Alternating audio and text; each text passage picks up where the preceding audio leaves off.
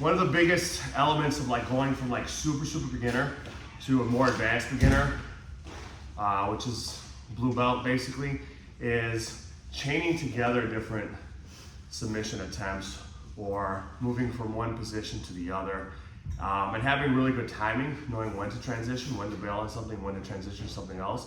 So we're going to review some things from the full guard, some arm locks, some triangles, some entries into that. We'll go over that really fast, but we're also going to talk about the transition. So when it's your turn to drill, by all means, feel free to like take time in the single like step portion, like just one submission at a time. But if they're kind of new to you, or if you're kind of experienced with it, feel free to just work on the transition. So let's get into the full guard. Coach Tripp is going to be in my full guard here. All right, cool. So we'll go over kind of quickly, and if you need more time with it later, well, you know, let us know. We'll work with you. But we're going to work on attacking arm lock now, and there's different ways we can get there, right? If we're with the gi, we can grab the fabric and go wrist, same side grip, far side grip around the tricep, unlock my legs, same side foot, right nice and snug against the arm, the leg is, and the foot on the hip, using that to kind of get off to the side, get this top leg as high as we can in the back, clamping down, bring the other one over as high as we can in the head, then kind of go up to the end of the lever, make sure the thumb's up, pull down, hips up. We can mess with our grips there too. I can go cross-side wrist, same side tricep, similar type of principle here.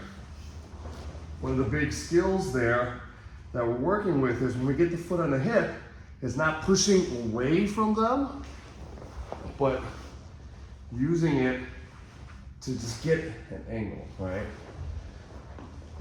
If you are without the gi, the same positions can apply. I can come to the wrist, to the tricep, and go. Even if I'm not grabbing fabric, I can go same side, cross side, and go. We can also, if you're a little bit more advanced, we can telegraph it less, because once we start grabbing, they know that we're going to attack this, right? So we could just be with double wrist control, whether it's a gi version or just a no gi version here, kind of over the top. Here, I don't love this. It makes our thumbs a little vulnerable to hurt. So kind of like over the top here, 5 fingers, or here. You can just, without going step by step, unlock, but I still have my knees together, twirl myself over, and then finish.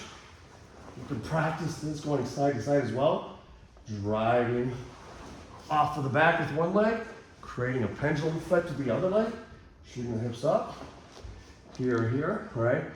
So we'll review that. But something I want us to think about is whatever way you enter there, whether it's step by step, whether it's quickly, when our opponent starts to defend different ways, we're gonna deal with the losing this, the primary attack arm, or the arm that we're attacking first, right? So if Coach Tripp pulls that arm out, I can just get past and just give up, or I can realize the moment and switch to a different move. So here, I get my hips live, my lower back is gonna shoot up a little bit to create some space, manually move his arm over, keep this cross-side grip in his arm, reach over either on the gi belt or just the back or the leg, and switch into a shoulder attack here.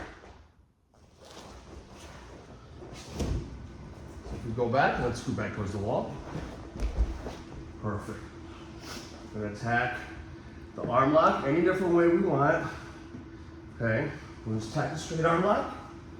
And we're gonna start getting, we have to get a sense of when we're losing this. The key for this is this elbow line. We're using our kind of groin as a fulcrum against the elbow and hyperextending that, right? If he shortens this up by bolstering that with his other arm, and he starts to slip his elbow out, we have a brief moment before he just starts moving to his right and passes where we can transition to something else. So, although we're committed to a finish, we want to start developing an awareness of when something goes missing. Start slipping that elbow, we have a brief chance. In order to pass, you're gonna have to stack, so I want to shoot my hips up. It will create space for me to clear this arm across to attack that arm, but it's also going to give him a little bit of resistance, so we can't just pass towards him to right, evade it. Yeah, exactly.